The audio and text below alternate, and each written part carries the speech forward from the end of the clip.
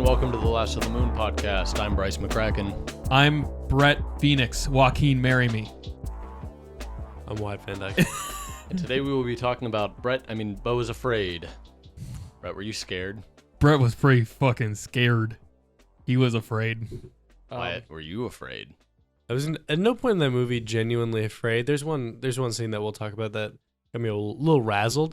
Just thoroughly bewitched, I would say. That's a very good way to describe this movie. And in a lot of ways, Beau is afraid kind of defies explanation. I went into this not really having any idea what to expect. I was very, very excited when I saw that Ari Aster was making another movie, just based on his first two, Midsommar and Hereditary. He was quickly rising in my estimation as like one of the best working directors right now, and so I avoided all talk about this movie, didn't watch any of the trailers. Anytime they would show up on YouTube when I was watching a YouTube video, I would just turn down the volume and look away for 5 seconds until I could skip the ad. You gotta get that YouTube premium done. Yeah, I really You're should. way behind. But I think that it really improved my experience watching this movie because I had absolutely no idea what to expect. I mean, I certainly knew it would likely be frightening just because Midsommar and Hereditary are terrifying movies. But other than that, I had no idea what was going to happen, and I frankly didn't really know what was going on at any point in the movie. You say that like as if it's like some comparative advantage. You're very much a person who does not watch trailers. I very much am someone who watches every little bit of a movie I can get my hands on before it comes out. I watched every trailer, every little thing I could find about this movie. I had no fucking clue what was happening the whole time. I was gonna say that it's been mentioned before that me and Bryce are very anti-trailer in general. Usually, I don't know what the trailers for this movie were like because I still haven't seen them. This was something that, regardless, I'm glad that I didn't know anything about because it enhanced the experience a little bit. But the movie would be very jarring for like a faint of heart moviegoer. Certainly. Like my mom would have not lasted very long watching this movie. This would kill the average like 50-plus-year-old person. I was actually seeing my parents the day that we went to go see this, and they asked me what I was doing that night, and I was like, "Oh, we're gonna go see a movie." And they were interested in that, so they were asking about what movie we were going to go see. And I said that I didn't know much about it, but that, you know, I went on a little bit of a tangent talking about Ari Aster and like his importance in film right now. And they were like, yeah, okay. They did not care. Seems like little bit. The last thing that they would be interested in. Yeah, but also on the flip side of that, my mom was asking me if I would go see God's Son with her, which I don't know if you've heard about this. I did not. I've only heard about this. I have a movie podcast with my friends. It doesn't belong to me. We collectively have a movie podcast, and my mom was asking me to go see a movie that I hadn't heard of yet because it's like a usual biblical rendition film that like it's very much in her circle. But I thought it was funny that I had no idea this is even out. Have you seen God's Not Dead, Wyatt? Yeah, they made us watch that. Okay. We should do a pod. It would be fantastic. I don't know about that. Let's take a second to talk about Ari Aster. As you can see by the posters on my wall, I'm a big Ari Aster fan. Midsommar and Hereditary. What's his last name? Aster. I barely know her. Let's fucking go! Yeah! Let's fucking go, baby! You're fired. Like I said, based on his first two movies, he was quickly rising as one of my favorite working directors. And I'll say it, after this movie... Wait, what's his job? Making movies. No, like what's the title for that? Like filmmaker? No, like what's his I role? barely know her! Oh, that's yeah! Good fuck! All right, maybe I should just quit. These guys are a step ahead of me here. I'll say it. 3 perfect movies. I don't know if you guys would agree with me. This movie freaking rocked. I've not seen Hereditary, but what I do know... Oh, really? Yeah, it's on my list. I think I'm a little bit too scared to, like, make myself watch it because it's, like, when I'm thinking about what kind of movie I'm going to watch whenever I don't know, whenever I'm looking at my watch list, it's hard for me to pull the trigger on the movie that I know is going to want to make me piss myself. Pull the what? Pull the what? Say it. Trigger. I barely know her. I barely know her. Nice. All right, no more of those. It's hard for me to pull the trigger. I barely know her on a movie that I know is going to make me piss myself if it's not October. That's fair. You should do what I did with Hereditary and watch in like 10-minute increments over the span of like 6 months. Because you know it's a great movie and it's phenomenal, but also at the same time, you're a scared little boy. What I do know is that 3 in a row, 10 out of 10 movies, like perfect in your verbiage, is a bold take regardless. I don't know that I necessarily disagree, but my inclination is to think about it hard because that's a really fair. big claim. I've been thinking, and I'm standing by it. I'd go 2 for 3. Which one do you not like as much? I don't think Beau's Afraid is a perfect movie by any means. Fair. I think it'll be interesting to discuss. Hereditary and Midsommar are tough acts to follow. And I think regardless of that, if you look at Beau's Afraid outside of the frame of reference of Ari Aster's other work, it's still a great movie, but actually I'd say good movie.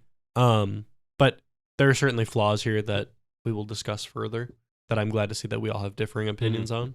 It certainly stands out. I mean, like, his movies have gotten, I don't want to say less and less horror-like. I mean, Hereditary is like a true blue, very dark, very like demonic horror movie. Midsommar is a really, really really unique take on a horror movie, in that it's still definitely a horror movie, but it's like beautiful. It's very like brightly lit and colorful. And it really takes a while to become a horror movie. Beau's Afraid, I don't even think you can call it a horror movie. I don't know if you guys would agree with that. It's certainly a horrific movie, but I don't know. It feels more like a trippy psychological drama almost that follows one character and just a lot of horrific shit happens to him. And because Ari Aster has the language of horror that he's so experienced with and so good at using, he works those horrific elements into it very well. But I don't know. Do you guys agree that? Well, it's pretty genre breaking. Yes. At the end of the day, it's really tough to categorize this movie. That for reasons that are difficult to explain easily.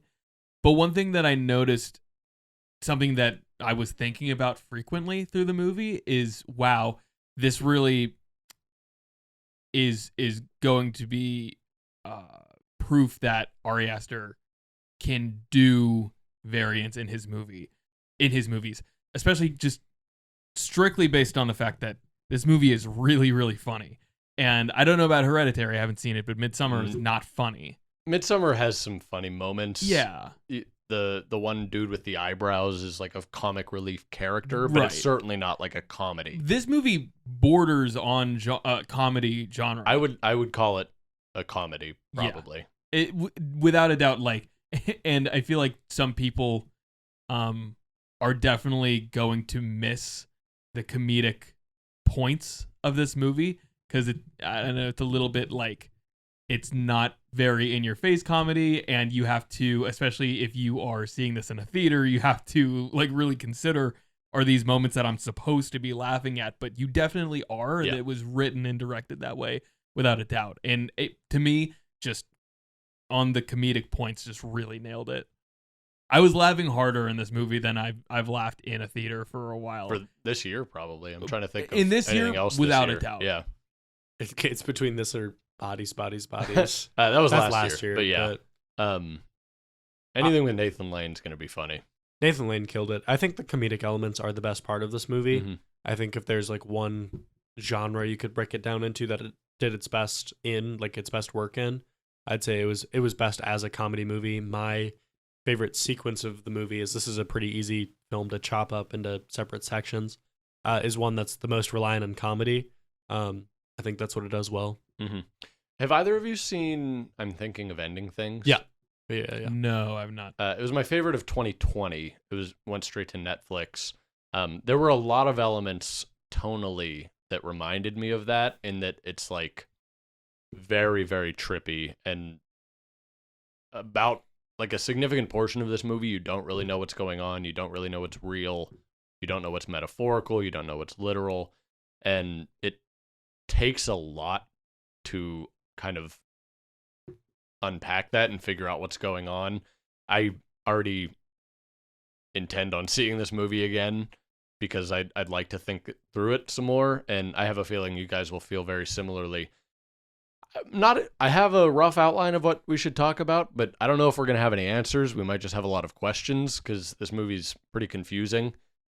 Do you guys feel like you're going to have many answers? No, absolutely not. Okay. That's my main qualm with this movie. Not that I expect a movie to provide you with answers. Like, I don't think it should be cut and dry. Mm-hmm. But I think the lack of answers I can scrape together after a day's worth of watching and thinking on this movie is something I take issue with personally. Maybe you were saving this for later, but do you want to talk about that Ari Aster quote about the point of the film? Yeah, I mean, Brett's partner brought up this interview with Ari Aster, and I have not had the time since watching it last night to do much research of my own.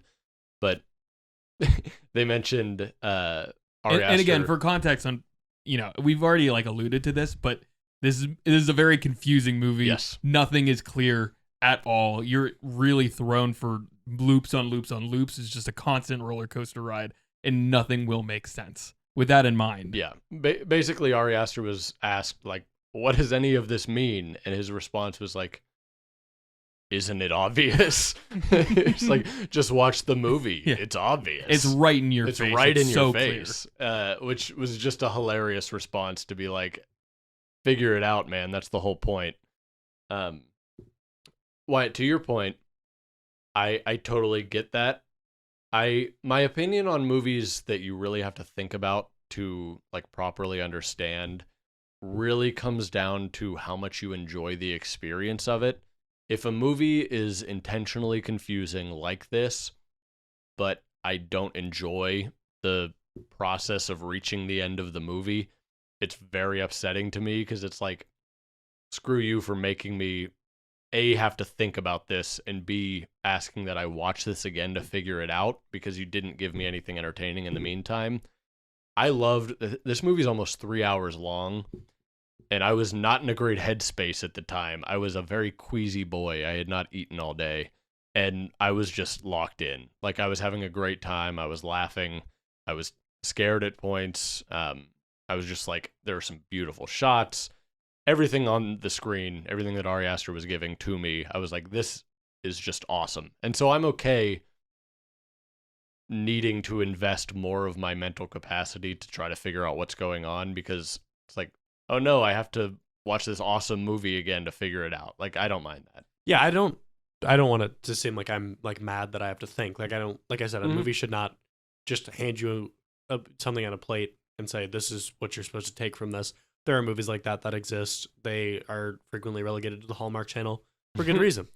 But at the same time, there's only it was an enjoyable experience. I had a great time watching this movie. I spent a considerable time laughing. I spent the car ride home talking with everybody that saw it about what in the fuck did we just watch? What happened? But at the same time, that's like shock value. It feels shock value driven to me. Maybe I read something online that pulls something together and it finally makes sense.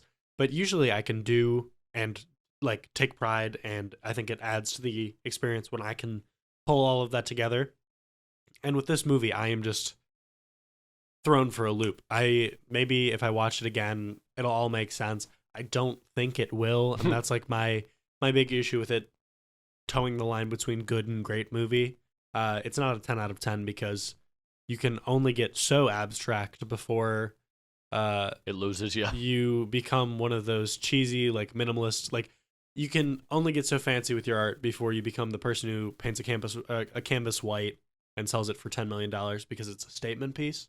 And this feels a little bit like that, where they're like chaotic for the sake of being chaotic. And then they say, you don't see the point? And it bothers me a little bit. Speaking to the point of the joyful process of just watching the movie and going along with it, I cannot wait for the movie to be streaming because I want to watch it at home in an environment where I'm comfortable talking through the movie and like pointing things out and quipping. Because that's just going to be like a really fun time. Yeah. And I'm personally of the opinion that talking during movies isn't always the worst thing in the world. It's depends on the environment. Depends on the environment, and also like don't talk through the entire thing. Talk at like certain points whenever like it's low and makes sense to talk. Has everybody seen this movie before? Is it a rerun for everybody or not? Things like that. Regardless, it was very enjoyable to watch. It was a fun experience, and there were multiple times that I looked over at Bryce, who I was sitting next to, and I just saw pure ecstasy on his face. Like not hamming it up for anybody else to see. This was just I didn't know you were like looking at me. Pure joy that he was experiencing. And I was only looking at him because I knew that he would be experiencing the same thing because I was experiencing it. And it was just a good movie going for the ages. I'm going to have a lot of fond memories about this movie and like going out that night to go see it. Yeah. Do you guys have much else to say in regards to like your overall thoughts about it? Because there's a lot going on here, and I'd like to get into spoilers to really like figure out what's going on here. We should probably sum it up. I'm not going to do it. Like I said, that's I don't a great know how. idea. Yeah, I can do that. I don't normally do it. Give your best rip on what this movie's about. Yeah, so Joaquin Phoenix plays a guy, middle-aged. Also, he looks older than I've ever seen him look, which, I mean, makes sense because he's older now. That's how time works. Yeah, but I don't know. He's got gray hair and he's balding. But Joaquin Phoenix plays this guy. He's like living in this urban city. It doesn't say where. And New York vibe. It's similar to New York. Well, for reasons that we'll get into, I don't think it is New York, but he gets a call from his mother, or rather he's planning on having a trip to see his mother. Bunch of shenanigans go down, and it becomes increasingly harder to get to his mother's. A bunch of stuff happens, a bunch of bad stuff happens, and it is just this horrible, horrible ride that Joaquin Phoenix's character goes through, all in an effort to just get to his mother. It's very metaphorical, it's very trippy, it's very disturbing, but it's also very funny. If you have any desire to see it, it's in theaters right now. Highly recommend checking it out. I loved it. Brett really liked it. Wyatt enjoyed it. Good time. Go ahead, check it out, and you can join our conversation. If you don't care, though, feel free. Jump right in. This isn't a critique of you or the way that you see movies. It's just funny to me. I thought starting the podcast, I never in a million years would think that you, Wyatt, were going to be the most critical of movies out of the three of us. I would have said it was going to be Bryce, but and I respect this about you. I'm a pretentious ass bitch, and I'm glad that you have pretentious takes because it adds to the podcast. But it's something I get very frustrated when people accuse me of being pretentious because I just really like movies. That's my whole brand. Yeah, it's something that I've enjoyed getting to learn about you in the process. For all my soft Midwest exterior, I'm a cold East Coast bitch on the inside. I think part of the reason why I struggle to find flaw in this movie is because so much of it is metaphorical. I like all of the technical aspects of this movie, all the acting, everything else is pretty much flawless. So I think the only real place that I even could theoretically, the only place that I could theoretically like see finding flaw would be within those metaphorical things and whether or not they make sense. And I have yet to see it again. And so it's like, I kind of just have to give him that one and be like, this probably makes sense. I trust you as a director and as a filmmaker to put intention behind everything that you're showing me. And so it's hard for me at this point to be like, I have issue with all of these things because a lot of it doesn't make sense to me. Next time I see it, I can obviously reevaluate. But yeah, where I'm at right now, this movie rocks. Movie certainly rocks. And I agree with what you said about the rewatch factor, that there aren't a lot of movies that I feel inclined to rewatch as soon as I've watched them. I was immediately thinking about how I want to watch this again. See what I didn't catch before and just think on it more than I knew that I would need to the first time through. Do you want to talk about the just from the beginning where we start? Yeah, so I my idea for breaking this down, I think because it is so abstract and all over the place, would be at least a little bit plot-centric. There are 4 very distinct acts in this movie, and I have them labeled New York Hell, ? Nathan Lane is the funniest person on earth, The Forest People, and Mommy Issues. I feel like if you've seen the movie, you probably know exactly what I'm talking about for each of these scenes. But New York Hell, ? is the first bit. Do one of you want to go into a little bit more detail about like what's going on here? I would like to talk about this because this is one of my favorite parts of the movie that I thought was the most interesting and experimental from a filmmaking perspective. We see Joaquin Phoenix, his character. He is set in this urban landscape that is exaggerated beyond belief to what somebody who doesn't know anything about a city might look like. I said that about my mom. I leaned over at one point and I was like, this is what Jody thinks that Pittsburgh looks like. And and for context, it is like a GTA server. It is complete hell and chaos. It is apocalyptic. The way that it seems like society has crumbled, but is oddly still functioning. Yeah. At the same time, it's like it's almost controlled chaos, where people are fighting and killing each other on the streets, and everybody is doing drugs, and there's a huge homeless problem. It's very violent. And Joaquin Phoenix is like sprinting into his apartment building just to get there alive. Almost to a point of, and not almost, definitely to a point of disbelief that this is a place that could even exist. It is like fantastical the way that it exists in the world compared to what we know as a city. If you struggle to picture what this like type of place looks like and you haven't seen this movie, just kind of take into consideration how like Fox News describes Chicago. And that's basically what's going on. There's a bit that ran through this part where there was a guy on the ground. It was revealed that a guy was on top of him gouging his eyes out with his thumbs. Yeah. And that is at one point in the sequence of the movie. And for comedic effect. And he's just like in the background of a shot. He's in the background of the shot. And he keeps popping up, these two guys. He keeps popping up at different sections of the sequence. We're like 6 hours later into the day, he's still getting his eyes gouged out. I almost wonder if it's a different guy, and that's just like this dude's thing. Like, I think that it's the same. Attacks people and gouges their eyes out with his thumbs. I was paying a lot of attention because I was entranced by this bit. It was so funny to me. I'm pretty sure it's the same two guys fighting the entire time. Still going. It is hilarious. There's a character called the Happy Birthday Stab Man who is this butt-ass naked dude who just goes around and stabs people. He's got like 28 victims or something like that. And they list him on the news. They're like, how to look out for this guy. He's 6 feet tall and he's circumcised. It's just the most ridiculous bit you've ever seen. We got to mention that too. We'll get into this more, but there's cock all over There's this movie. a lot of cock in this movie. One of my other favorite things, this is less funny, but it really shows how like just shit this place is.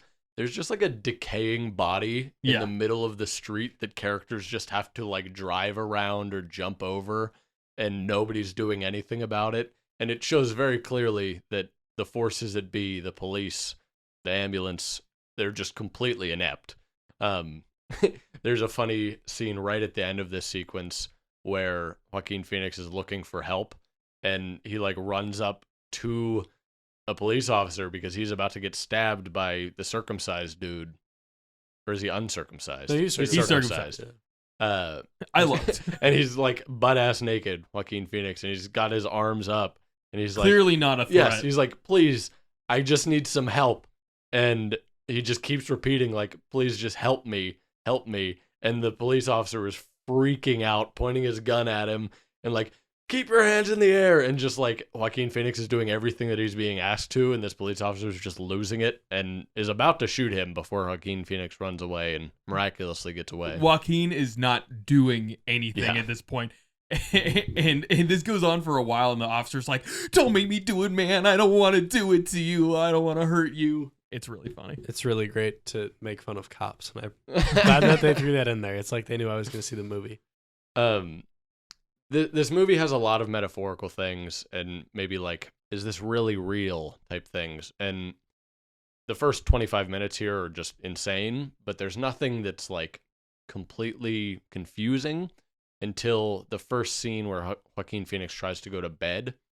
And he's in this like dingy little apartment trying to go to sleep, and a note gets slid under his door. And at this point I was almost thinking like, ooh, it's got like this real mystery vibe to it. I was almost wondering like, is this going to be a mystery, like trying to figure out what's going on here? Wasn't that at all. But the note is just like, hey, I'm trying to sleep, turn your music down. But there is no music. And this happens a few times. Not playing from Joaquin's room or anywhere else. Yes. And he goes back to bed, wakes up again to another note that was passed under the door, a little bit angrier. He's writing in all caps now. Like, hey, people are trying to sleep, turn down your music. Still no music, goes back to bed. A third note gets passed, reads it, guy's very upset about the music. He goes to lay back down, and then all of a sudden there is music from the room next door that keeps him awake. And it's like, was there ever music? I struggle to think at this point, or struggle to realize if there's any significance there, or I think realistically, and this is kind of stepping on what is the point of this movie, but I feel like it's worth addressing now because it's kind of like how you have to framework watching this movie. This whole movie is just like exemplifying what intense anxiety does to a person. And so I think that might be sort of what he's experiencing there, just like someone else is upset with him for something that he didn't do and he's anxious about it. So I don't know. That's kind of how I interpreted that. Yeah, that I think is the through line of the movie. Like there's a lot to extrapolate out of the different scenes, like a lot to extrapolate out of the different scenes. But as far as the overall point of the movie, I think that's been kind of the consensus is that is what it's about, which is interesting to me. I think is going to be really actually clear to a lot of people, that specific part, and unclear to a lot of others. And I think that's going to have, that's going to be determined by your relationship with anxiety, where there is a real dichotomy between me and my partner, Colleen, who was watching the movie with us. Colleen is somebody who experiences a lot of anxiety, generally speaking, and I'm somebody who does not. It was very clear to Colleen that this is what it was about, and it was very unclear to me that that's what it was about. Alternatively, Colleen was affected a lot more by the parts of the movie that were meant to make you feel anxious and in Beau's shoes and scared.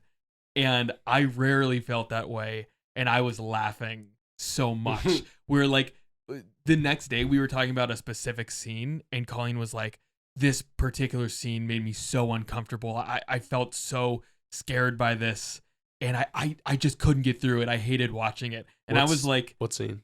I was like, that's my favorite. Like, that was one of the funniest scenes to me in the whole movie. It was where I wasn't going to talk about it because it's in the next sequence, but it's the daughter bullying him in the car really made Colleen very uncomfortable, and I was off of my seat. It was so funny. Yeah.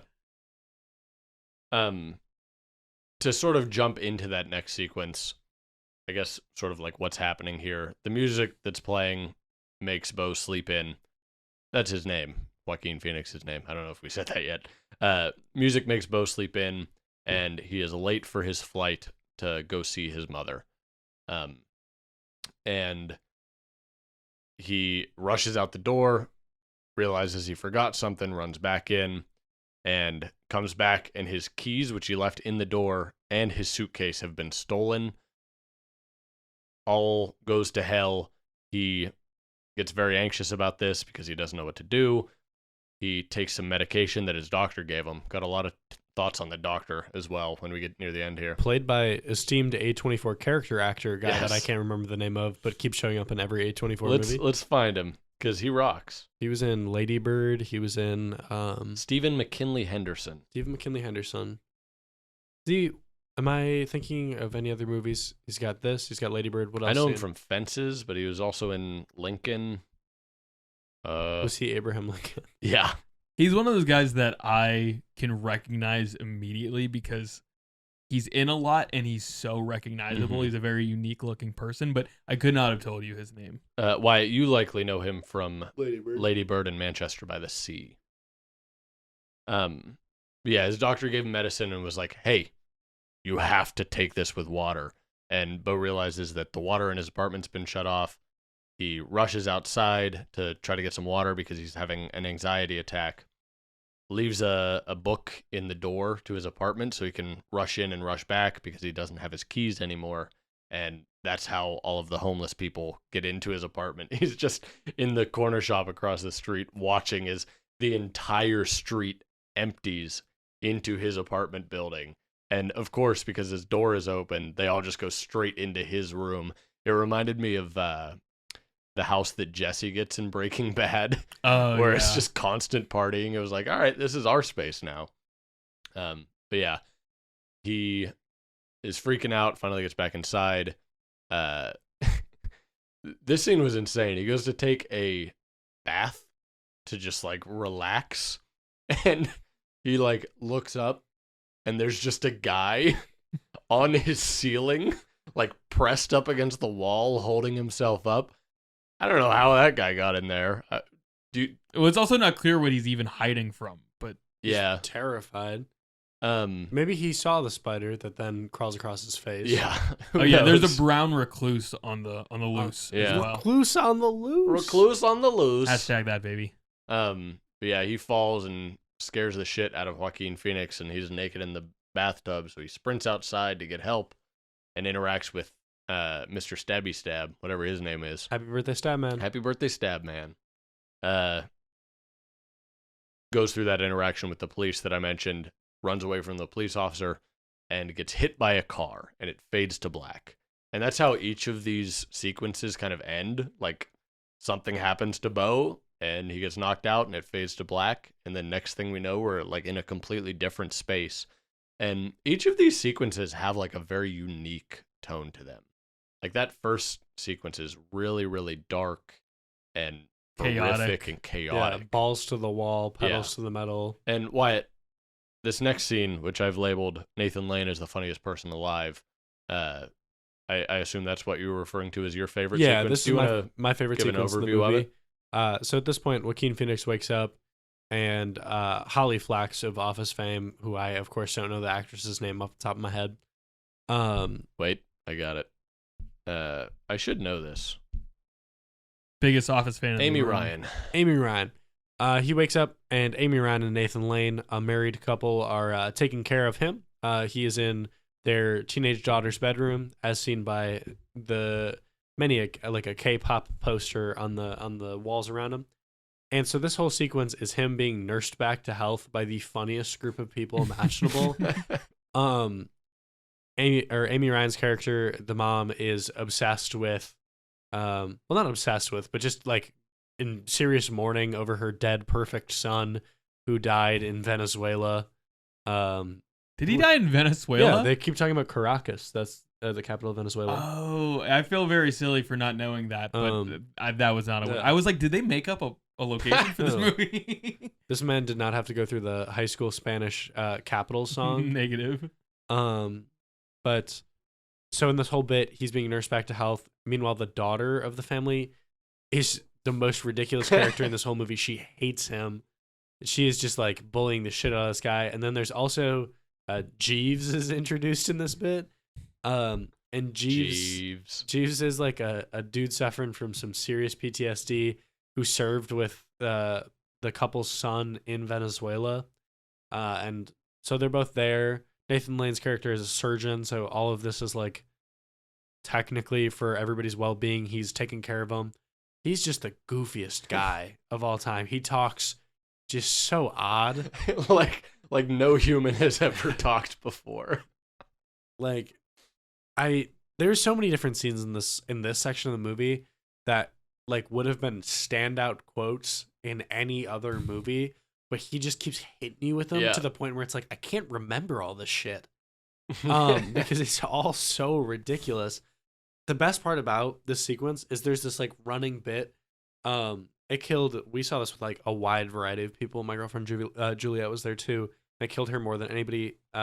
Is that Jeeves will just be running at full speed in the background. He sprints any given shot. Yeah. Literally any shot. If there's a wide shot, that dude is hauling ass somewhere. He's rolling down hills. Yep. He punches open the window of his trailer as if he's throwing a grenade in there. Like he'll reenact whole live battle sequences just out there. And it's always just in the background. Like it's not the point of the scene. It's so fucking funny. So funny. And as this sequence goes further and further on, you can tell that things are not exactly perfect. Not as they seem. And the daughter keeps acting just odder and odder and odder. As in more odd, not weird sea mammal type beat. Yeah, as in more odd, not like the aquatic guy. But it's pretty goofy.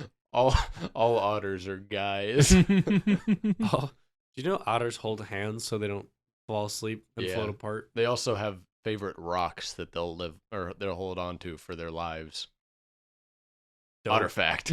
Do you got any more animal facts while we're on this? I have stamps with baby otters on them, actually. I did my taxes today and sent them out late. But you guys want a weird animal fact? Please. Do you know that dolphins are the only other creatures besides humans that have sex for pleasure? That's huge. Thought you should know. Is that true? That's why if we die, dolphins will take over the world. They're really smart. Yeah. Dude, monkeys definitely have sex for pleasure. Apparently, they'll jack off in the zoo. Well, me too, but you don't see me talking about it. Oh. Mommy, what's that tall man doing in the corner? But I don't know. That's a really good bit. Good joke. It's a true fact. You can look this up. I don't know. Because there's a downside that comes with that. That's only like apparent in the dolphin community. You a part of that? The dolphin community? Yeah. Nah. Either way, what are y'all's thoughts? In this movie? What are y'all's thoughts on the Nathan Lane is a goofy dude who just wants to grill sequence?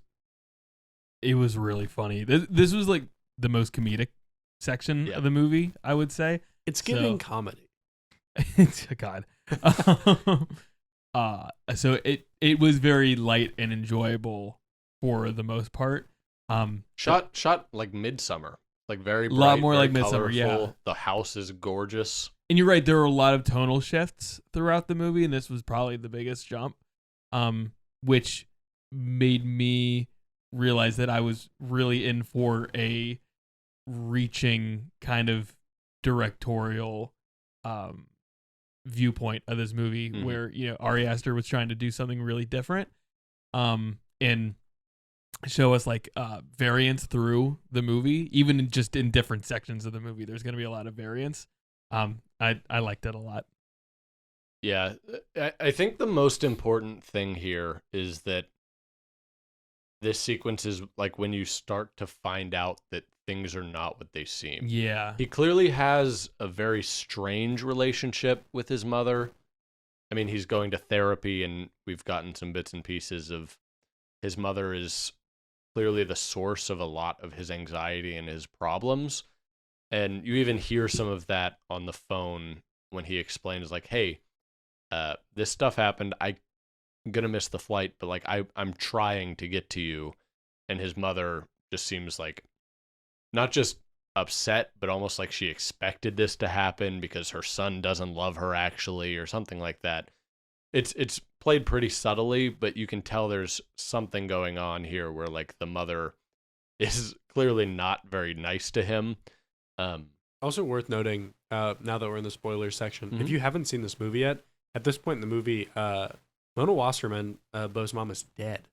Chandelier fell on her dome. Yeah, we find that out in this scene. It said multiple times that her head is everywhere and detached from her body. The phone call bit was so good. Bill Hader cameo is incredible. I can't believe they got Bill Hader for this scene.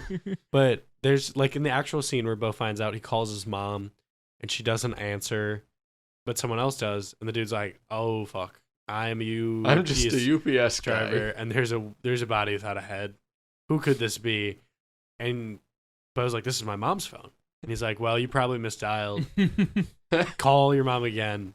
And so there's like a 2-second pause, and he calls, and Bill Hader just goes, "I'm sorry." Yeah. Immediately. I'm so sorry. It is such a good bit. Anyway, great. Back on track. But yeah, apparently it's custom in Jewish tradition to bury your dead as soon as possible. And we get another phone call from Beau. What is this actor's name? I recognize him from so many things, but I cannot remember his name. Richard Kind has a very recognizable voice, and I knew it was him immediately when he picked up the phone. But apparently he's his mother's attorney, and he's like really laying into Beau, like, "What the hell, man? Your mother's dead. You gotta get here." Is that the dude that was in the Coliseum at the Yes. end? Okay, yeah. Do me a favor real quick while we're on the topic. Of course. This is a bit of a side tangent, but can you look on Letterboxd, Richard Kind's, his bio, and just read it for the class? This is interesting. Richard Kind was a member of the neo-Nazi. Which I will also, for context, the actor bios on Letterboxd are normally, they're very long and go through like every single detail of the actor's life, it seems. Bryce is What's going on right now? searching for I'm in something. desperate need of a chapstick. Do you need me And to I can't go to my find room? one. No, I'm all right. Not His the letterbox, not his IMDb. Yeah, his Letterboxd in particular. All right, I'm on it. Letterboxd actor bios are generally very long and boring to get through. But not this one. You'll see. Okay.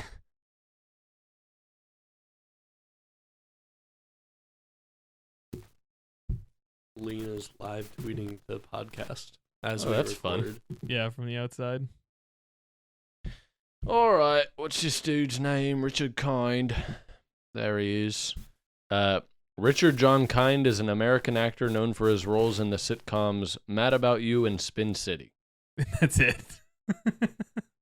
That's the whole joke? I thought it was pretty funny. He's like extremely recognizable. He's been in like 150 movies. And they said he's recognizable from these two things. There's two sitcoms that I've never heard of. I thought that was really funny. That's fair. We can cut this bit, I suppose. All right. Where even were we? I also thought you were going to be able to pull that up way faster. That's my bad. I had to find chapstick. It's this call with Richard Kind's character really just like starts to amplify the anxiety that Beau is feeling, because he's just trying to get to his mother, and he's got wounds to heal from. He got stabbed by Happy Birthday Stabman. I like to think that Stabman is his last name. Not Stabman, but born Stabman. for the role. Yeah. Nominative determinism strikes again. But now he has to get there even sooner, because there are all of these other forces. It's not just his mom that is like, "Hey, come see me, or I'll make you feel guilty." It's like now he's betraying his own customs if he doesn't get there immediately. And I guess his mom wrote into the will that he had to be present for her burial, which, I mean, this is spoilers, so we can talk. Do we think that she did that because she wanted him to find out that she was not dead? Like, I'm trying to parse together why that was so specifically a part of her will. That was what I was going to mention, is that I thought that it was a little bit strange at the time, but I thought that it was almost like a just writing oversight that they hadn't considered, that it would be a very strange thing to put in your will. Hey, I need my whole family to be there before they put me in the ground. And that's something that she does, is like, Beau needs to be there, but why would she have assumed in her will at the time of writing that he wouldn't have been there? Like, it's very odd. And in hindsight, it's probably because she knew exactly what was going to happen, and so she put it in there. Or just, we find later that the attorney is in on the whole thing, so she probably just told him to say that. I've got a great thing about that. Continue. I just assumed it was a test of Beau. Like, she wanted to see how he'd respond in that fair. situation. If he did actually care about her, or if he could like face his fears to get there. I think it was just her saying, "All right, here's an awful scenario. How do you respond?" And is it Holly Flax that mentions like you're in a test right now? Yeah, she's like Channel 78. Stop incriminating yourself. Like yeah. So very notably, Brett mentioned like maybe this attorney's in on it. He certainly is. So is Nathan. And so are a lot of people in Beau's life. They are all just in this big scheme that his mother has for him. I don't know if you guys they're noticed. Employees of the company. I don't know if you guys noticed. In the final scene, not the logo. I'll have to ask you about that, because I don't know what you're referring to. When he's walking down that line, like the timeline that she has in her house, and the last thing is like the headshot of her with all of the employees, you can actually see Nathan Lane on there, which is like one of the big pieces that made me realize like, oh, all of this is being orchestrated by the mother. And we don't even know that she's alive at that point. Oh, so this will tie into that and like be considerate of it on your rewatch. That MW logo, do you know what I'm talking about? The red and white, appears like literally everywhere throughout the film. In the house, like, or just throughout the whole movie. Oh, like, interesting. Everything ties back to that. It's in the production credits. It's like before the A24 like screen shows up. There's an MW credit, and it appears in the TVs. It like everything is done through them. The cameras that show Beau, like it's all clearly tied together. Good catch. Yeah, I'm on my shit. Yeah. I did not see Holly Flax there. I keep forgetting her name. I know her as Holly Flax. Amy Ryan. I didn't see Amy Ryan on that photo. It's at least implied by the two of them that they have separate jobs. And it's very clear she does not seem to support this. She seems to be just a very kind, caring person, because at one point, like Wyatt mentioned, she whispers in Beau's ear, like, hey, stop incriminating yourself. And she shows him he's being recorded and is just trying to like make him aware of everything that's going on, to no great effect. Beau can't figure it out, neither can we. But yeah, I don't know if she was in on it or if she just knew because like she's in relation there. In the same way, I also don't think the daughter was in on it. I think she was just a piece of shit and was adding to Beau's anxiety. There's an awesome scene where she lies and is like, hey, my dad told me that I'm going to drive you. Because he's trying to get to his mother. Yeah. And she just like has her friend with her. And this is the scene that one of you mentioned as hilarious, but also like deeply anxiety inducing, where they're like, we're not driving you unless you smoke this. And this isn't even going to translate in this moment, but I think the hardest that I laughed was when Beau asked, what's in this? And the daughter responds, it's 3 things. And that's it. And that's it. Can they kill me? Yeah. Just the idea of it's 3 things and you get no more information really killed me for some reason. And we can see Beau's perspective warp as like seconds pass. Meanwhile, the 2 girls in the front of this car are hitting this thing and driving a minivan. Yeah, they're real ones for the way that they just toke that thing. Yeah, this is like the first like real trippy sequence, and rightly so. Beau's now high as shit. But yeah, it's insane that the 2 of them are apparently smoking the same 3 things and are fine. And driving on the influence. Let's go. Mm-hmm. Huge. And this is the second most insane scene between the 2 of those characters, because the Nathan Lane is a funny guy sequence ends with the weirdest scene ever, which I'll say like 9 more times as we move through this movie, in which the daughter and Beau break into the son's the deceased son's room that everybody's like locked out of. Mm-hmm. And she has like a breakdown, wants to paint the walls pink. She frames Beau by painting his name on top of all the students. I think his name's Nathan. on top of all of his like accomplishments and awards from the military. And then she's like, I'm getting fucked up and you're doing it with me. And Beau's like, nah, I'm good. No, like I've had my fair share. And then this girl's like, we're drinking this paint. And then she drinks. She's like, no, please. And then she just drinks a bunch of blue paint and fucking dies. It's ridiculous. Can you get high from drinking paint? You can huff paint. I know you can huff paint. I don't think drinking paint's good for you. I'm just trying to determine whether that was an act of suicide or if she actually was just trying to get fucked up and died. It's not something I think you could really rationalize because none of it makes insane. very much sense. 1 second. I'll research. I think there's a lot going on here visually, actually, that I don't quite understand. Yeah, a lot of blue, a lot of pink. Yeah, it will the scene is defined by the blue and pink colors that are happening because there's pink all over the walls mixed with blue, and she drinks the blue paint, and when Holly Flax comes in to try to like fix the situation, she tries to resuscitate her daughter, and now she has like blue all over her, like in a very intentional way, and I don't know what it means, but it was very interesting to look at. Yeah, and the whole like the daughter is clearly so resentful of Beau for taking over her life and sort of filling in as this adopted son. Which is hilarious because he's there for like a weekend. Yeah, but I think it's kind of implying that she knows her parents' intentions would be in this scenario to, like, they're so desperate to have their son back that they're almost like looking for a surrogate son.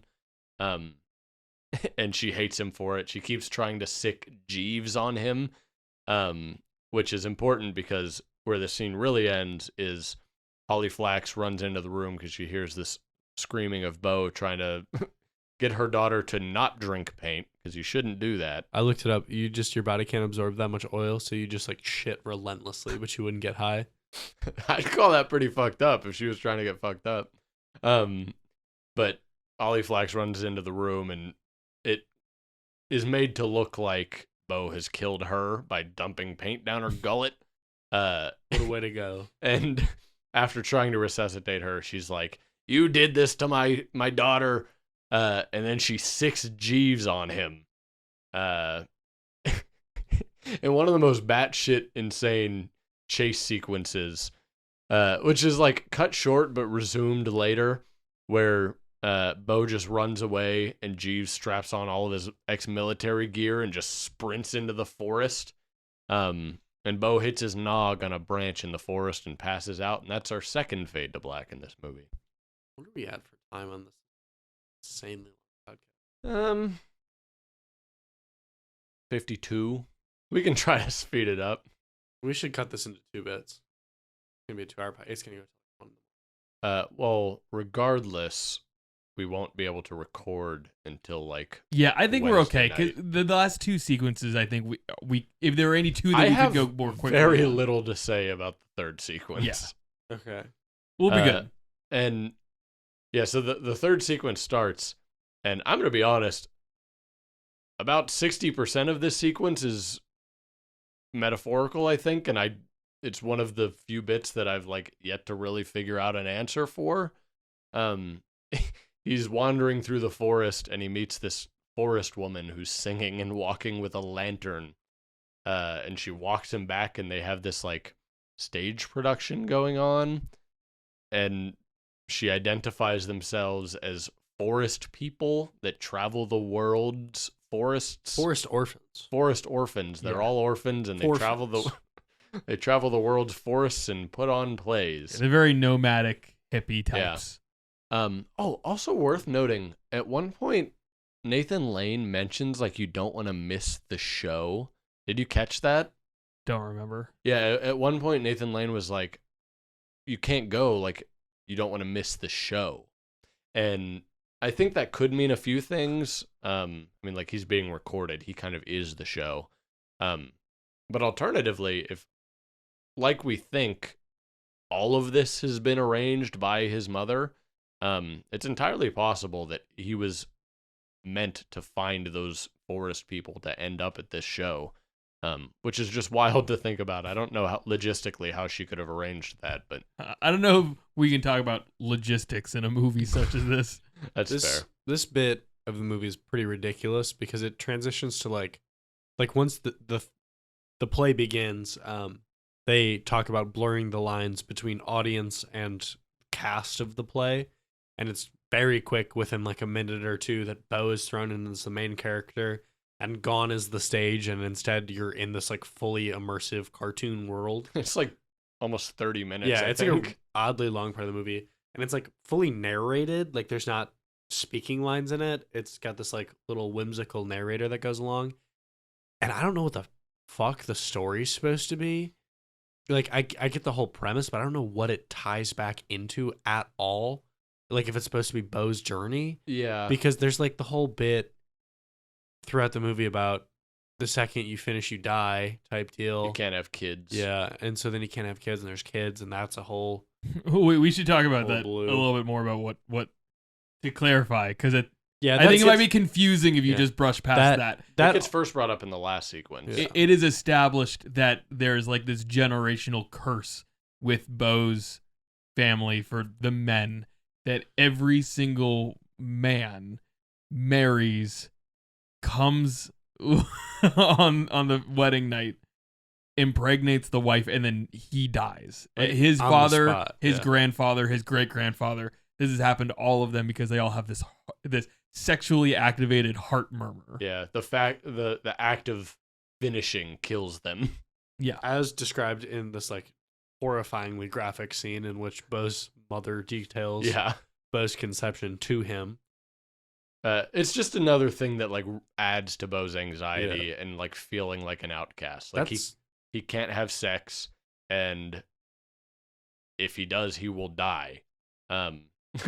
So it's just one more piece. But yeah, in the story that they tell here, the play, he has 3 kids, and it's all this journey of him losing his children and like trying to get back to them, but he loses his wife. And I'm trying to like go through this out loud in hopes that something will click in my head for how they relate. Yeah, there's like old Beau too, who shows up. Mm-hmm. Like they break from the play world when like play Beau shows up at another play within the play, and there's 3 sons who are listening to it, and it's like the kids Beau has been looking for the whole time. That's not really Beau, that's old Beau who's been looking. And so it just, I've got like, this is like one of the parts of the movie where I'm like, okay, you can be confusing, you can be allegorical. Mm-hmm. Give me something to tie it back to. That was 20 minutes of the time where I was like for a minute or two, I was like, haha, what the fuck is going on? But then for like 18 more minutes, I was like, genuinely, this is like, it's pretty to look at, but this is a waste of 18 minutes. There is nothing in the third sequence of this movie outside of how it ends that I thought the movie benefited by including. You could have cut this whole bit, and I think the movie would have been better off for it. I have to just assume that there's something that we're missing here. I did really enjoy it, so I don't like hate its inclusion. But if one of your biggest flaws with this movie is it's too long, and you don't really understand this, and if your belief is it doesn't actually relate to anything at all, this should certainly be cut.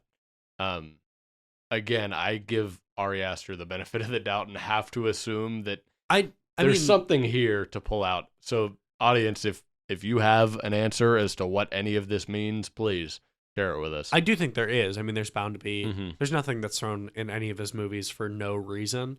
I'm just saying that you can only cloud the reason so much before it becomes like, we are educated and informed moviegoers.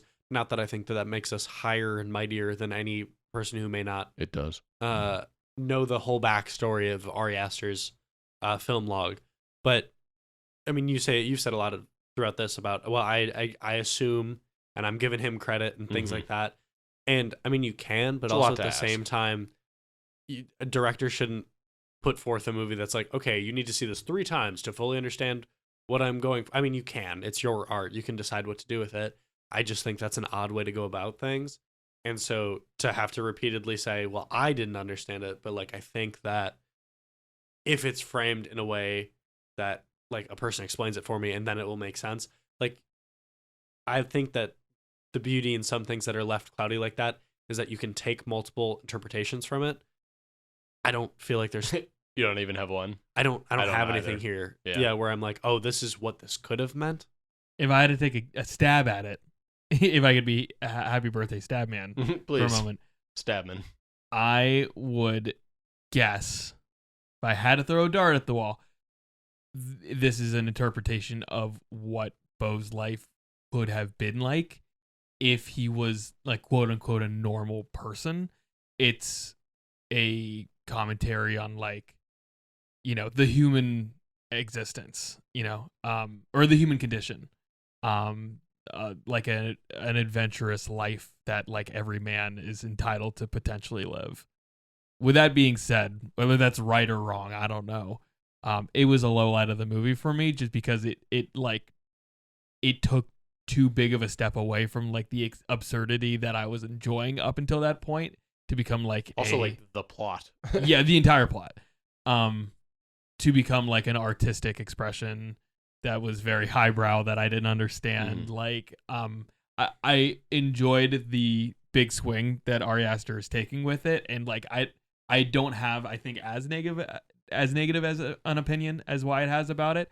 But if I had to pick one, if we were doing like worst scene, best scene, this would fall on my worst scene.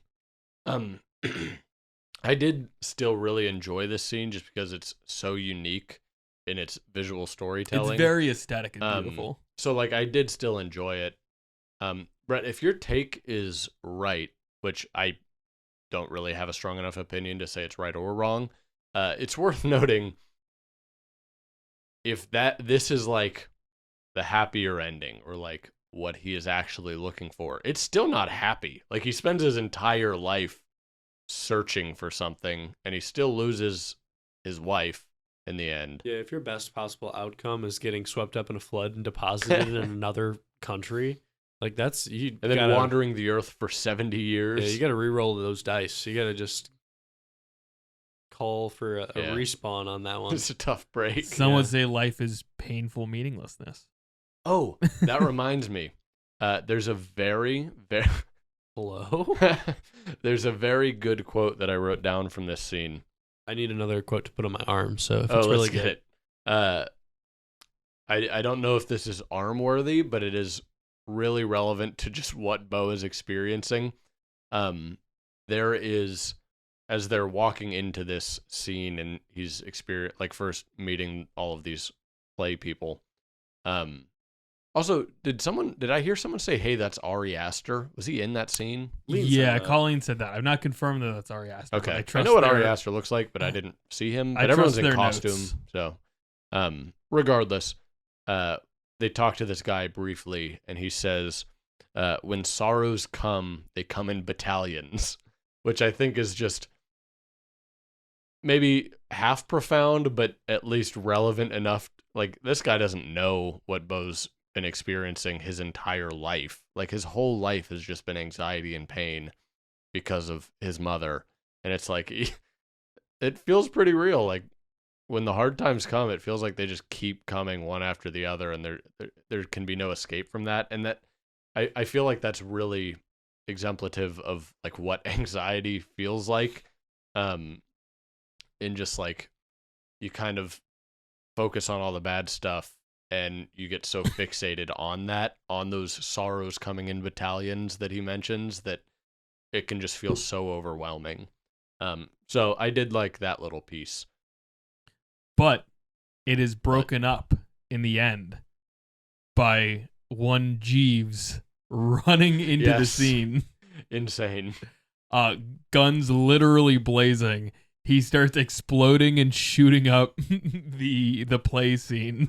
Yeah, it's broken up. You can hear there's like a beep tracker on Joaquin Phoenix's like ankle bracelet that Nathan Lane claims is a health monitor, but that's obviously it's an ankle bracelet, so he can track him, and you can hear the beeping getting closer and closer. And you're like, oh, here comes that guy. There's like 2 seconds of silence, and then a knife just gets whipped into the chest of one of the actors on poor stage. actor who is not a threat. Yeah, no. And there's like he's just he hates theater. There's like the whole like Beau has this dude in the crowd who like looked vaguely like old Hitler. who repeatedly was like, maybe Beau's dad, maybe not Beau's dad. He claims to have worked for Beau's father and was on Beau's mother's payroll to take care of his father, which both seems to think that it's his father and even tells that to his mother. But I actually think I might believe random man. Well, you won't get to ask him because he immediately fucking blows up. He does get blown up in a scene that made me literally jump from my seat. The one time that I was actually very scared. Oh, really? That was the scene? That got me. Yeah, we find out this penis curse that he's got isn't real. He has sex at the end of the movie and does not immediately die. Well, so I think that's still a cursed peen if I've ever seen one. That's fair. But he doesn't die. And I feel like that would then imply his father likely didn't die the same way. We were speculating in our car that it's whoever is on top during the act of sex is the one who dies. Interesting. Because that might she have some distinctly kind of power dynamic situation. I don't know. Either way. His wiener is pretty evil. Yeah. Evil ween. But it's entirely possible his father is not dead, and it's been made very clear his mother has paid a lot of people in Beau's life to keep this a secret from him. I think that might be possible.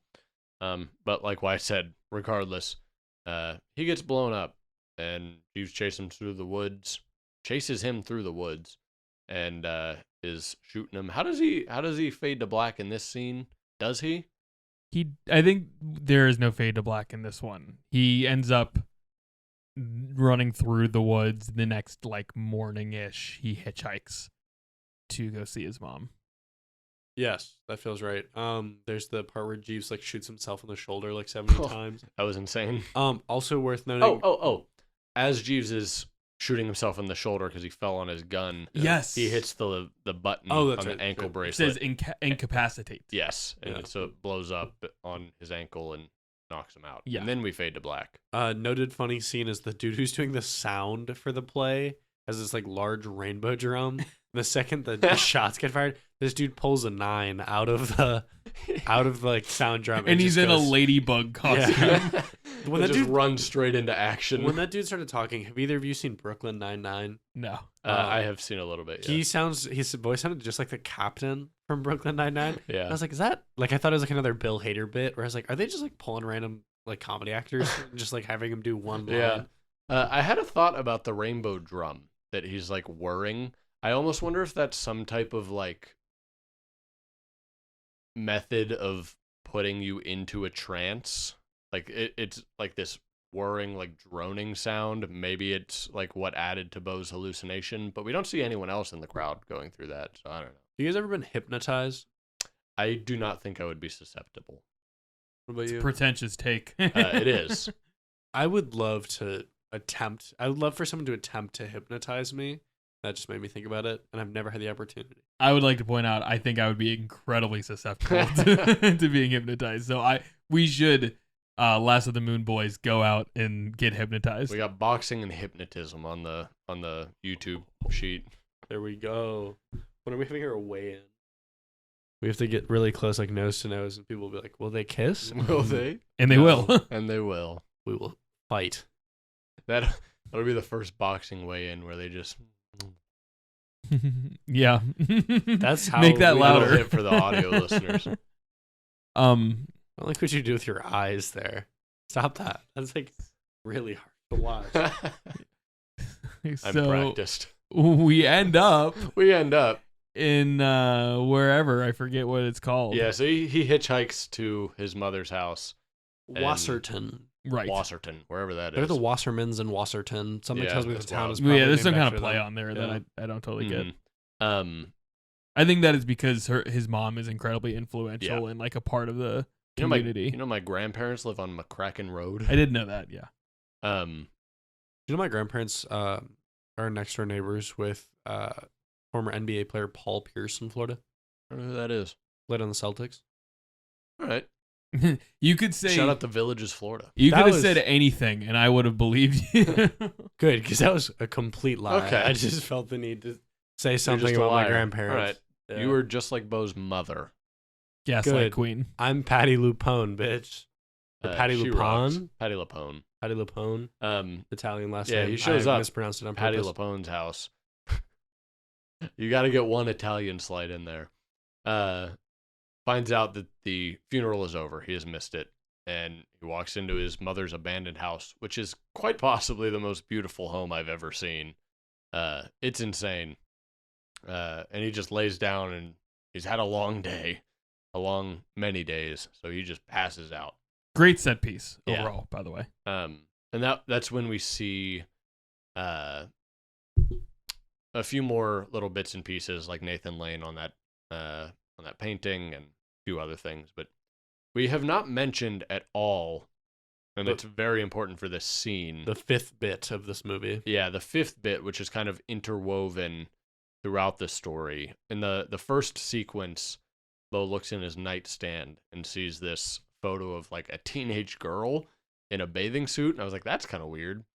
But we find out this is from a cruise that he and his mother went on as a child, and he meets this girl, and the two, I guess, fall in love in like a few days, and they talk about how they've never had sex, but they promise like 12. They're also like 12 which or 13. Is good. They shouldn't. But they're like, hey, wait for me. And she writes that on the picture of herself that she gives to him. And Beau's been waiting this whole time. He's waiting to have sex for her because I guess he's never found anyone else that is willing to look past all of his flaws in the same way that she was as a 13-year-old girl. And also worth noting, in the second sequence, they are interviewing on the news some people about his mother's death, and she's one of the people that they interview. And he pukes because he's like, how is that even possible? Like, how does she know my mother even? But he falls asleep and wakes up, and there she is. She's an adult just like him, and they reconnect very quickly. And they fuck. In a really funny scene in which she restarts maybe my favorite scene of the movie. She restarts a song halfway through because she just can't really get into it. You know what song that is? I knew it. It's Always Be My Baby. Yeah, I was gonna say I knew the name. I couldn't know the name of the song, but it definitely was familiar. It was. Yeah, it's already a really funny song to choose to have sex for the first time to. It's also She did not imply it was her first time. I doubt it was her first time. But yeah, it's like already funny enough, and then she restarts it, and we just listen to the whole song again. It's a great song. I didn't mind. The whole bit, Joaquin Phoenix is like losing his mind because he's like, oh wait, I'm gonna die. Yeah. And so he's like dealing equal parts. Hey, this is a pleasant experience, and also I'm gonna die. So he's just kind of like doing that thing he does like 90% of the movie where he just kind of huffs and wheezes. Yeah. Some of that. Yeah. It's me when I come. Hey-o. I'm not high-fiving that. Woo! My parents listen to this podcast. Yeah. I've never come. Yeah. I've never come. Yeah. I'm also not high-fiving that. That's not healthy. That's true. I come every once in a while. Yeah. That was a great high five. You just fart. No. I heard something down there. I think I moved my hand on the table. If I farted, I'd own up to it because I want everybody to know. Fair enough. But yeah, he doesn't die. This poor woman is like, hold on. You just finished. Let me... Wait. He finishes and she's like, that was a lot. You just burst through that bag. I was like, well, holy hell.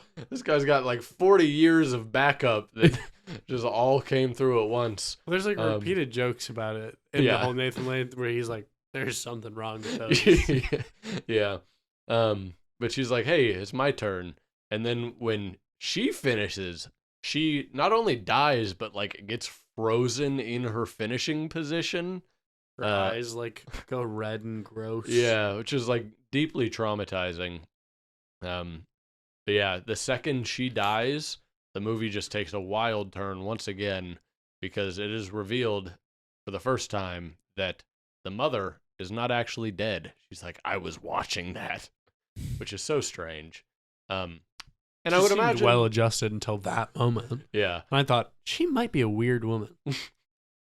I would imagine that is very hurtful to fake your death, and your son honors that by having sex on your bed. But the whole time, like, she's just like playing the victim, and Beau makes it very clear anytime he doesn't do exactly what she wants, he is made to feel in the wrong and bad about it, which I think might also be a part of what anxiety is. Like, it's equal parts her abusing him in this way likely has caused his anxiety, but also it's kind of like what anxiety is, in that, like, you kind of interpret a lot of things as attacks on yourself. Like, his mother is clearly very anxious as well. Like, she's very attached to her son in an unhealthy way and interprets everything as an attack on her. Anytime he doesn't do her bidding, it's an attack on her. Yeah. And it's like anxiety can be cyclical in that way. I took this part, her like monologues and their interactions, as a commentary on like problematic motherhood, which is another central theme through the movie, but it shines through at this part where, an overbearing mother's love can actually be very abusive, where she tends to think that she is the hero of the story, but in fact has been causing all of this harm, and refuses to believe or understand that she could be, in any sense, the harm in the first place. And I think one of my big takeaways from this movie is every time, like, I was thinking a lot, even after, like, it was revealed that the mother was alive and she's orchestrated all this, I was thinking a lot on what Holly Flax could have meant by, like, don't implicate yourself. Like, what was he doing in that moment that was implicating himself? And then I was thinking more about the trial that we'll get to here in a second, and like what he is on trial for. Almost every instance that he is, quote, in the wrong in the eyes of his mother are just instances where he's standing up for himself and like being a person and like trying to do his own thing.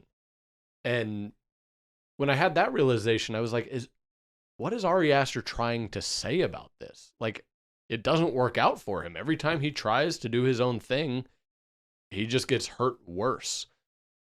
And so I'm left kind of still a little bit perplexed by that. I think maybe the whole point is like, look at the pain that not being able to do your own thing, and look at the pain that having this overbearing presence in your life, all of these things that Beau is experiencing and not able to do with his life. Look at the pain of like what not being allowed to be intimate with people can do to you. It ultimately does not work out for him. And my thoughts now, we'll see if these change, are Ari is saying, like, obviously metaphorically, it's like a lot of bad stuff can happen to you if you are not able to be your own person and follow your own passions and that sort of thing. Yeah. Real quick. One, is your laptop about to die? Yeah, I should probably plug it. Two, can we wrap this as soon as possible? Yeah. I'm so tired. These poor boys. Don't mind me.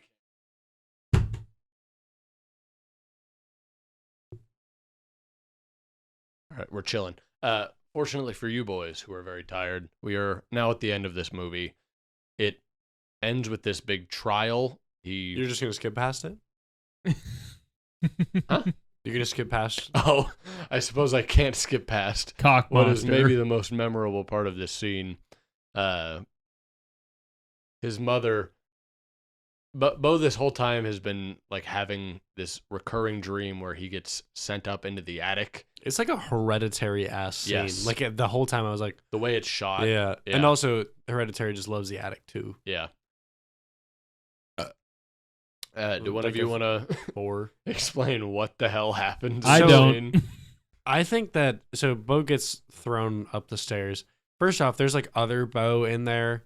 There's a line there. Maybe a twin brother. Well, that's what I was gonna say. It's implied that like he was a Beau. twin.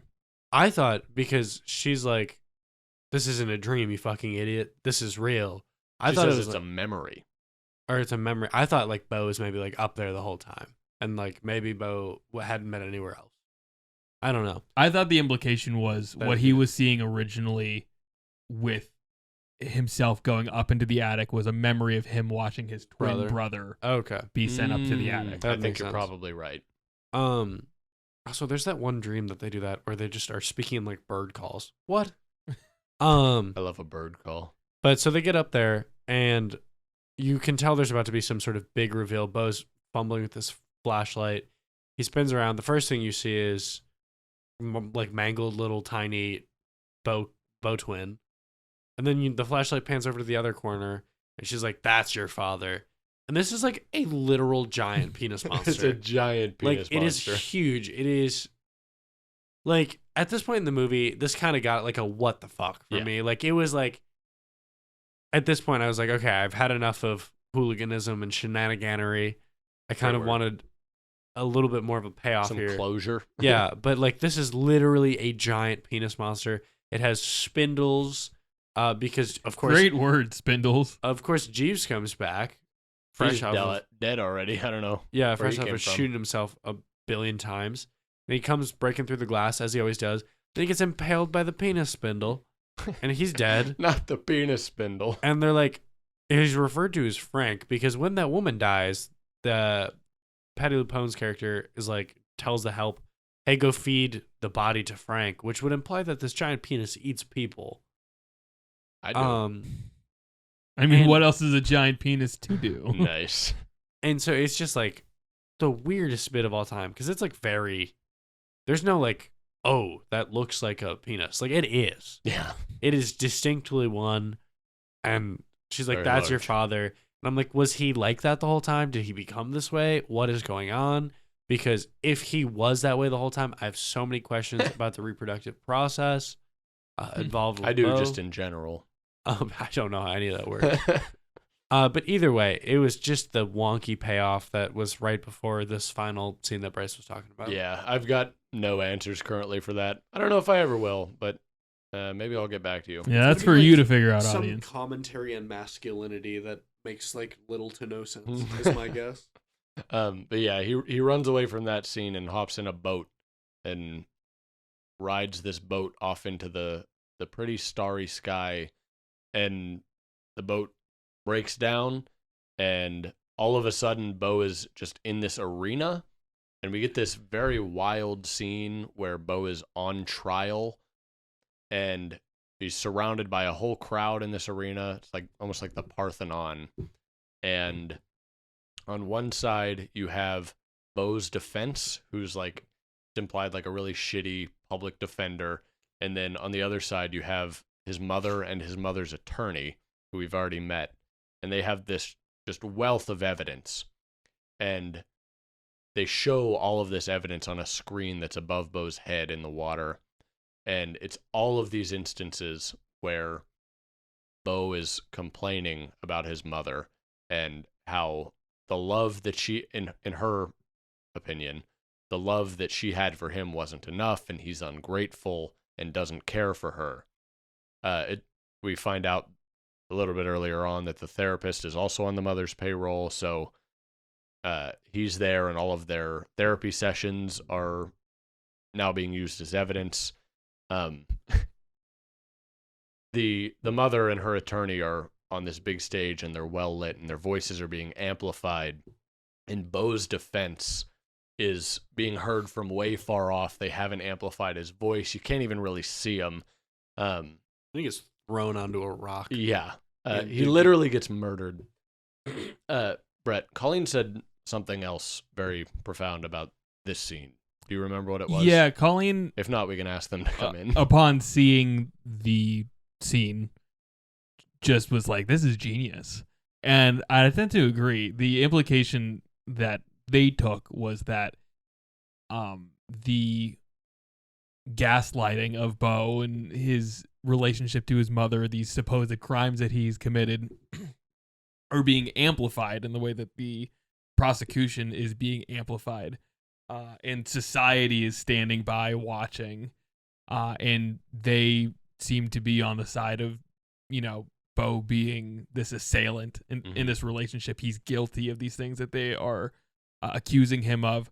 And meanwhile, the defense, which is the only sane voice in the room, it seems, is minuscule. You can't even hear it, and nobody's paying attention to it. And the system in place hasn't given him the defense the requirements to even be heard in the first place. Like, every card is stacked against Beau, and I think that is what Colleen was seeing is like, this is really smart filmmaking, and like I said, I agree. I think it was a really cool way to portray what, like, the inner workings of what's happening in the way that Beau is being treated by the outside world. Yeah. Go ahead. I was gonna move on to the end of the movie. Please do. Then Beau dies. Beau dies. Yeah. Bye, Beau. His boat does one more final wiggle, and his feet are now stuck to the boat, it's shown, and it flips upside down and the boat wiggles a little bit more, and then it just stops wiggling, and credits roll right over the shot of the boat. The audience in the amphitheater, like, Parthenon situation, they all clear out, and the movie's just over. And they get up and start leaving as your own lights turn on in your movie theater, and you begin walking out with them. Is a cool touch. And I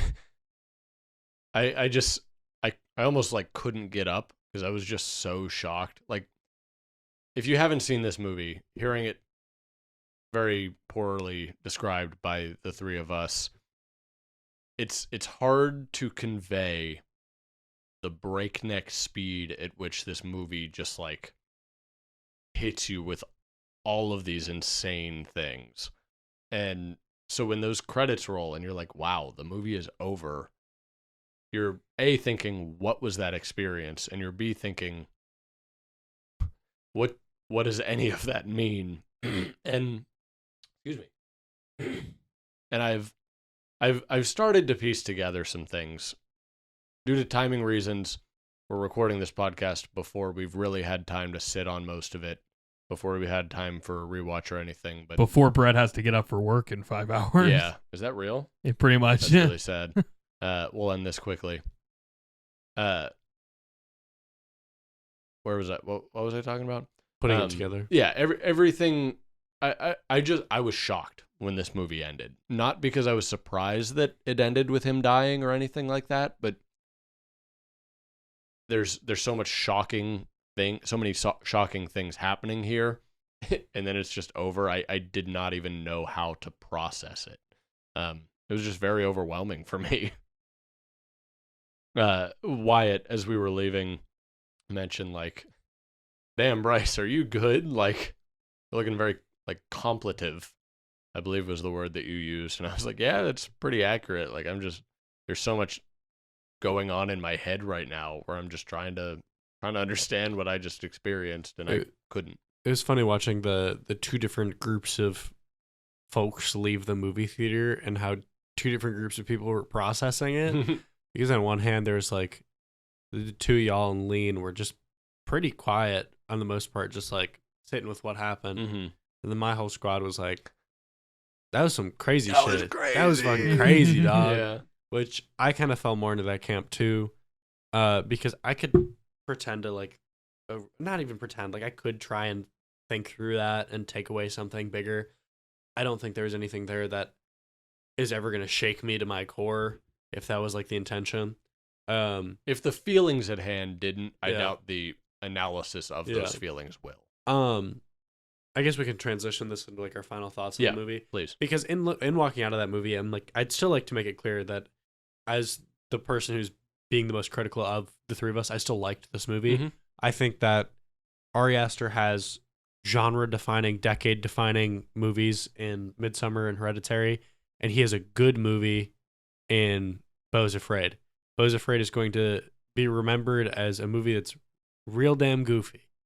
But I don't think there's anything about this movie that's going to achieve any sort of like higher calling than that, higher like place among movies of its sort, because there's no movies of its sort.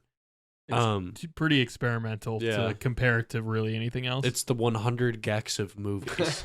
It's got the people it's for, and it's going to attract absolutely nobody besides the people it's for. Yeah, worth noting, this movie has not made very much money yet. I think it was like $3.5 million, and it had a $35 million budget over the first weekend. That's bad.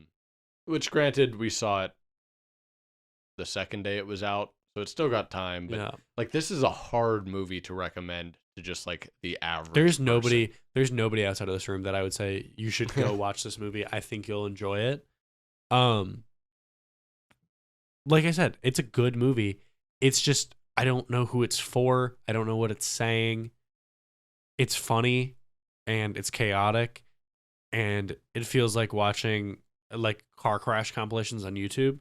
Like, it's a great time, but there's no narrative arc to this. Like, there is one. It's loose and I don't think that well put together. I left the movie theater happy that I made the choice to go see it. It is one of the movies that I've been the least impressed with when it comes to A24 movies. Wow. Have you seen Tusk? There's some real bad A24 yeah, there's movies. bad ones, but they're all from like pre-2016. I mean, recently. The body of work recently has been strong, and I feel like this is a step away from that. You were bouncing like crazy. It looks like you were like getting ready to return a serve or something like that. But yeah, that's my final takeaway. Good movie. I'm not going to think about this for end of the year awards consideration, I don't think. There's just no shot that this is cracking my top 10. I think if I made my list of movies that I've seen so far this year in 2023, it probably wouldn't be top 5. That's insane. And I've seen like 12 movies this year. That's why it's insane. But it's fine. I'm going to go next. This movie is awesome.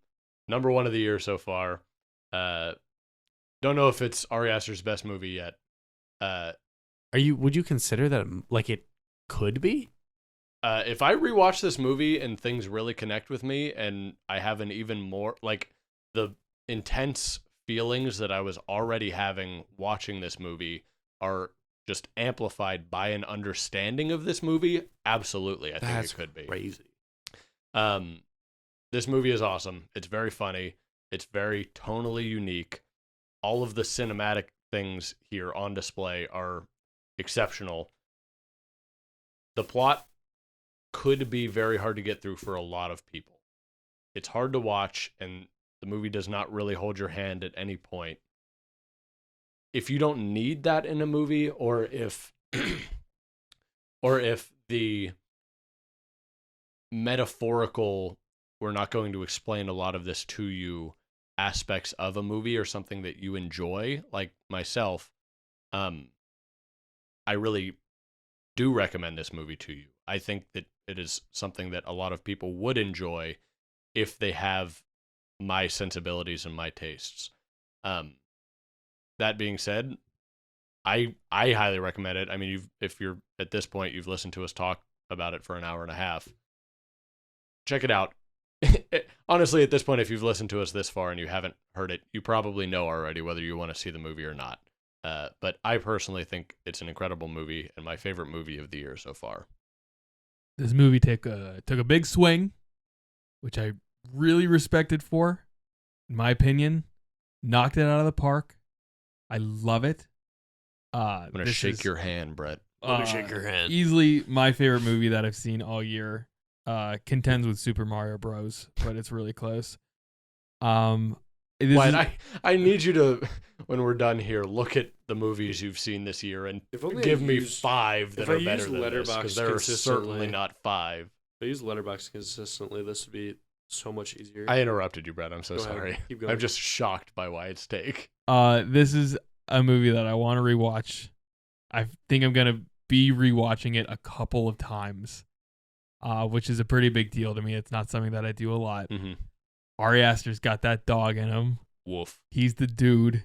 He's the guy. He's going to be the guy for a long time, even if this movie is not like going to be remembered by as many people, because as many people are not going to have seen it as a Hereditary or a Midsommar He killed it. I love what he went for. I love what this means for the future for Ari Aster, because I think that it means he's going to be doing more films that are outside of clear-cut genre. Everything's great about this. I'm super happy with what he delivered on. Facts. Glad we agree, Brett. Wyatt, I'm glad we disagree. It's fun to do that sometimes. People are crazy. I think you're dumb, though. Isn't it wild how we all watched the same thing and then took wildly different interpretations from it? It's what makes the human experience magical. Yeah. It's what how some people really like Megan for some reason. With Regan. All right. Thank you very much for listening. I'm going to look at the audience now. I've been probably making way too much eye contact this whole time. I've just been zoning out. Thank you very much for listening if you've gotten to this point. We are the Lasso the Moon podcast. You can find us at LassoTheMoonPod on all of our socials, and we pretty much just use Instagram, although TikTok pending, Twitter pending. Give us a follow on those platforms. We would appreciate it very much. We would also really appreciate a 5-star rating on whatever streaming platform you are listening to. We're available on all of them. Thank you very much. We love you. I love you. Good night. I love you. They're holding me against my will here. We're holding him in the attic.